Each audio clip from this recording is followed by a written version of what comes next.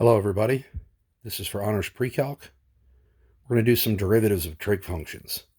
Now, we've talked about a few derivatives before. The derivative of sine is cosine. The derivative of cosine is negative sine. Now, the derivative of tangent is secant squared. How do I know that? Well, remember that tangent of x is sine of x over cosine of x. Okay? And if I want to take the derivative of this, I would have to use a quotient rule. So I would take the derivative of the top, which is cosine, times the bottom, minus the top times the derivative of the bottom. Now, the derivative of the bottom is negative sine. So watch. If I put in negative sine, that would make this minus sine a plus. This would be all over the bottom squared. Now, if you remember, sine squared plus cosine squared, that top equals 1. And 1 over cosine squared, well, that's secant squared. So you can see why the derivative of tangent would be secant squared. Now, I could do that same kind of proof for cotangent, okay? All I would do is make cotangent cosine over sine, and I would use this same quotient rule here. Now, the derivative of secant is secant times tangent. I believe I showed you this before. Remember, secant is 1 over cosine, okay?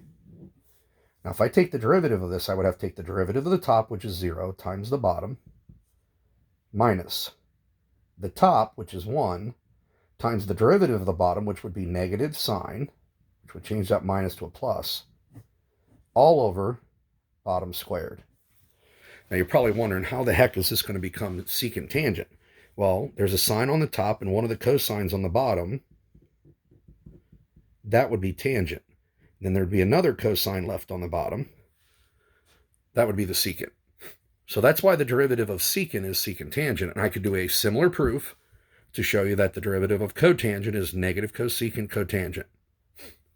So you guys are going to run into problems in your lessons that involve trig functions. And we've kept it simple here. I'm not going to do like sine of 2x or sine of x squared. We're just going to keep it simple trig functions. This is x squared times cosecant. What do I have to do? Well, this is a product rule. So I take the derivative of the first part, which is 2x, times the second part, which is cosecant. Product rule is plus. I take the first part, which is x squared, and then I multiply by the derivative of cosecant, which up here we know now is negative cosecant of x cotangent of x. Now I just simplify. And there's not much to simplify. I just bring that negative out front here and make that plus sign a minus sign. There's my derivative of that original function. Okay? Now what about this problem? This is a simple constant multiple rule.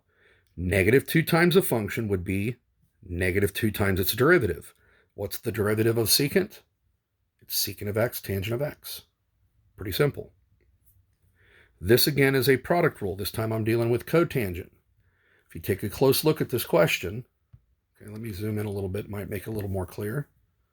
Okay, it's a product rule. Derivative of the first part, we're going to use a power rule. Bring the 3 out front, times the 6 gives me, or times the 2 gives me 6. Subtract 1 from the exponent, 6x squared. Times the second part, which is cotangent of x. Product rule is plus. I take the first function, times the derivative of cotangent, which if you look at the top of the page is negative cosecant squared.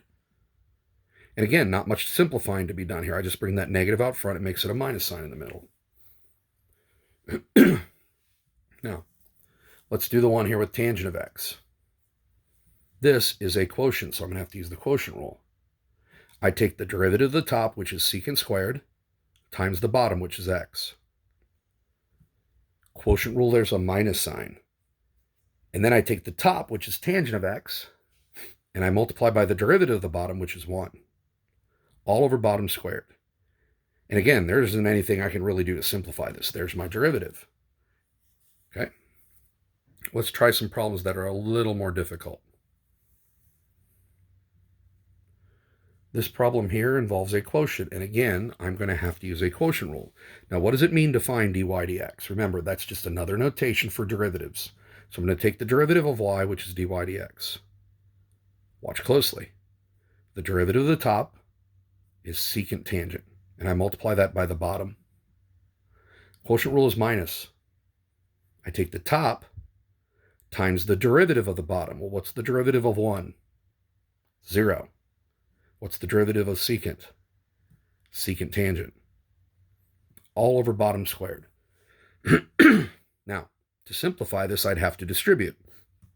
Secant tangent times 1 is secant tangent. See the plus? Secant tangent times secant would be secant squared times tangent of x. If I distribute here, I'd also get secant squared times tangent of x. And those two terms are like terms on the top. They're going to cancel. So I get secant tangent over 1 plus secant of x squared. There's my derivative. Seems difficult. Now, believe it or not, there is another way I could do this problem.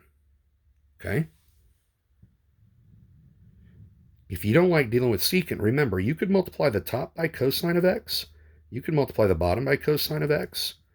And this function would now become y equals 1 over cosine of x plus 1.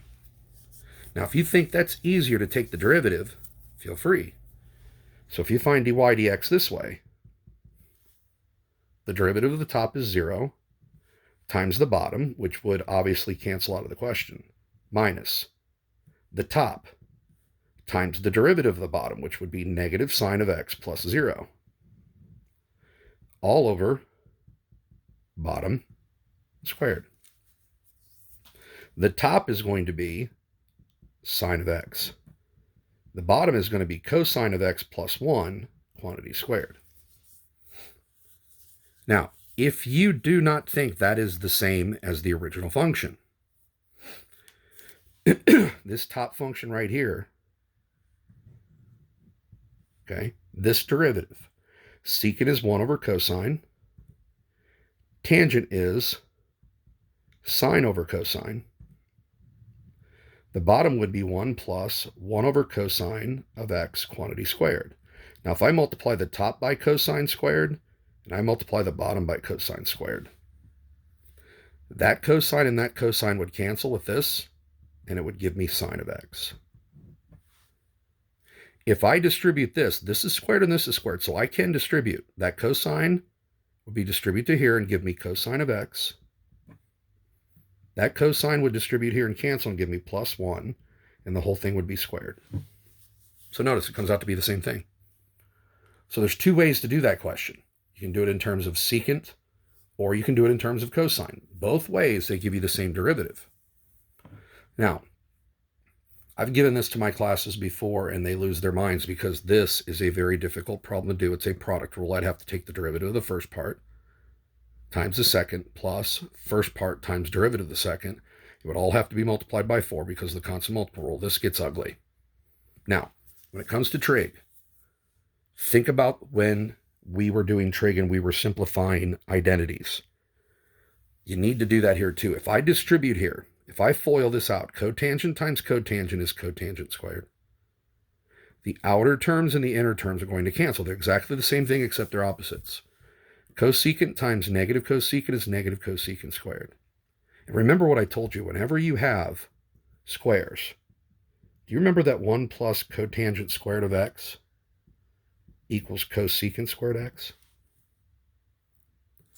If I switch these two terms around, it would be cotangent squared x minus cosecant squared x is going to equal negative 1. So that whole thing right there equals negative 1. The original function is literally negative 4. What's the derivative of a constant? The derivative of a constant is 0. If we had worked this whole problem out using a product rule, we still would have gotten 0. Now, if you'd like to see that, feel free to text me or email me and refer to that question, and I'll write it out for you. But for now, it's much simpler if you can just simplify your trig identity first and then take its derivative, if that's possible. Sometimes it's just not possible, but we certainly want to give it a try. Now, let's do some higher order derivatives here. This problem can get a little ugly. Okay? So if you have x squared times cosine, how do you take the derivative? That's a product rule. So I take the derivative of the first part, which is 2x, times the second.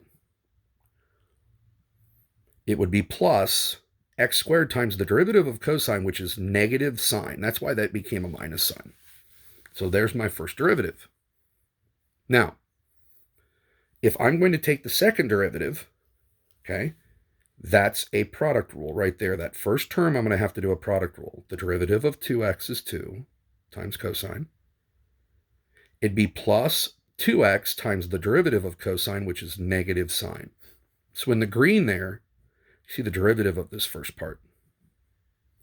Now we've got to be careful here. Think of this as negative x squared. What's the derivative of negative x squared? It's negative 2x times sine. And then product rule says it's supposed to be plus, but it's plus negative x squared times the derivative of sine, which is cosine. Okay. I got some like terms in the middle. If I add 2x sine of x, 2x sine of x, they're both negative, so that comes out negative 4x sine of x. There is my second derivative. Okay.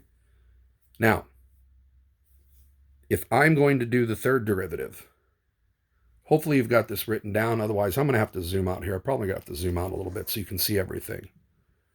What's the derivative of 2 cosine?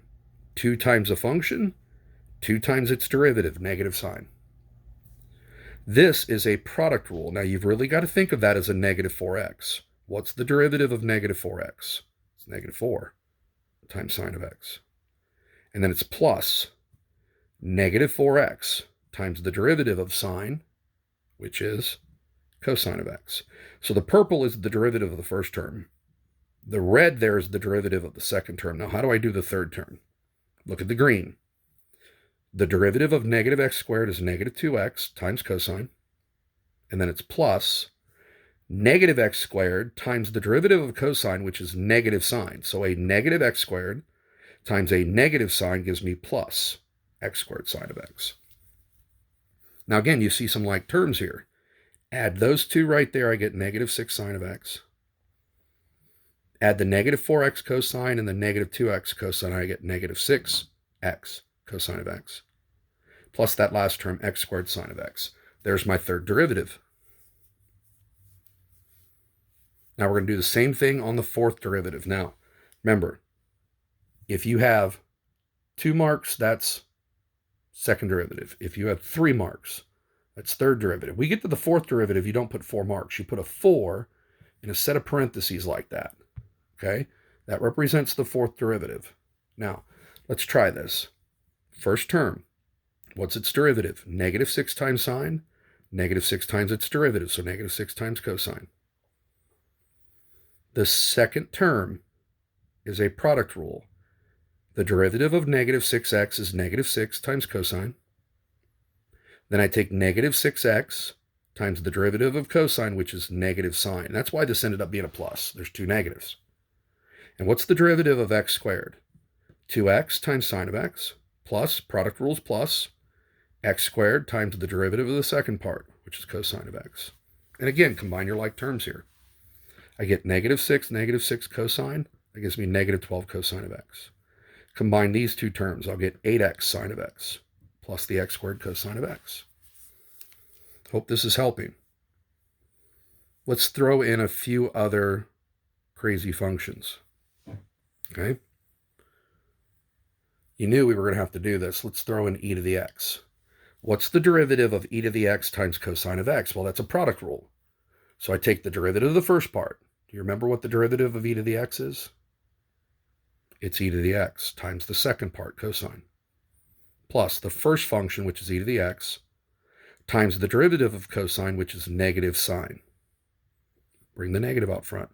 It's e to the x cosine of x minus e to the x sine of x. And don't worry about factoring. That's not going to do any good.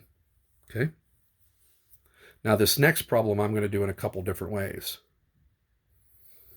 We are going to do it the way it's written. It's written as a quotient rule. So I would have to take the derivative of the top, which is 3x squared, power rule, 3x squared, times the bottom, which is tangent of x. Quotient rule is minus the top, which is x cubed, times the derivative of the bottom, which is secant squared, all over tangent squared. Now, I could stop there, Think about this, and I'm sorry about the smudges here. If you divide by tangent, that's the same thing as multiplying by cotangent. So here's the thing. If you want to rewrite this, multiply the top by cotangent squared x, multiply the bottom by cotangent squared x, because the bottom would end up being 1. One of these cotangents in that tangent would cancel, and it would leave me with a cotangent there. Nothing would cancel here. Okay? At least it doesn't look like it. But if I write it as secant is 1 over cosine squared, cotangent squared is cosine squared over sine squared, the cosine squareds cancel. And I get 1 over sine squared, which is cosecant squared. See how I changed that from a quotient to just a difference of products? And the reason I did this is because over here, tangent of x is the same as 1 over cotangent. So if I take this and I flip it to the top, it becomes cotangent. 1 over tangent is cotangent.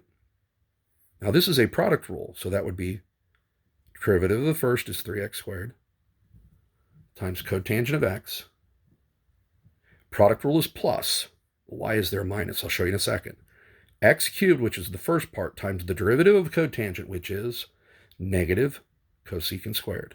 So here, we rewrote it as a product, and it gave me the same derivative as if I did it as a quotient rule. Look, both of those derivatives are exactly the same. Okay? So it doesn't matter which way you do it. Now,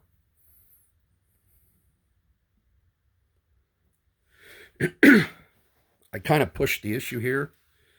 How do you take the derivative of secant times cotangent? Well, you take the derivative of the first part, which is secant tangent, times the second part, which is cotangent. You add the first part, which is secant, times the derivative of cotangent, which is negative cosecant squared. Now, in this first term, the tangent and the cotangent cancel. On the second term, I would get minus secant times cosecant squared. Now, factor out the secant here. Brought the secant out front. I'm left with 1 minus cosecant of x squared. And if you look at the previous page on my, when I showed you that Pythagorean identity, you can figure out pretty quickly that this is equal to negative cotangent squared. Okay, so I brought that negative out front. It's 1 over cosine times cosine squared over sine squared. One of the cosines will cancel. It will leave me negative cosine over sine squared, which is negative cosine of x over sine of x times 1 over sine of x. So you can see where I got the negative cotangents times cosecant. Okay? And again, this is only one way to do this question. Remember, secant, for h of x, secant is 1 over cosine. Tangent is cosine over sine. So this becomes 1 over sine, which is cosecant of x. Now, ladies and gentlemen, on the previous pages, what is the derivative of cosecant of x? The derivative of cosecant of x, okay, is negative cosecant cotangent. So you notice, this does work. Okay, let's do one more here. This is a little more complicated because of the radical. Trying to zoom in here a little bit so you guys can see my work. You take the derivative of the top. This is a quotient rule. Derivative of the top is negative cosecant cotangent times the bottom minus top. The derivative of radical x, that's x to the 1/2. Its derivative would be 1/2 x to the negative 1/2 if you do a power rule. Sorry, you couldn't see that. Again, bring the 1/2 out front, subtract 1 from the exponent. That becomes the 1 over 2 radical x. Okay? And then if you square the bottom, you just get x. Now, if I do common denominators here, on the top, I would have to multiply this term by a 2 radical x top and bottom. Okay? If I multiply this top by a 2 radical x, I'm going to get a 2x. Okay? And I'm going to get a 2 radical x on the bottom. So I can combine these two terms into one fraction. Now that 2 radical x, remember, if it's on the bottom of the top, it's going to end up being multiplied by the bottom. So I get 2x to the 3/2. How do I get x to the 3/2? Because I took 2x times x to the 1/2. you would add their exponents. Hopefully you can see where I got the 3/2. That's an ugly question, but you got to be able to do it. So you're going to see some derivatives of trig from now on. Try your best, okay? Keep those derivatives of the trig functions in front of you as you're working on this assignment. Hopefully all of you are doing well. Hermdog out.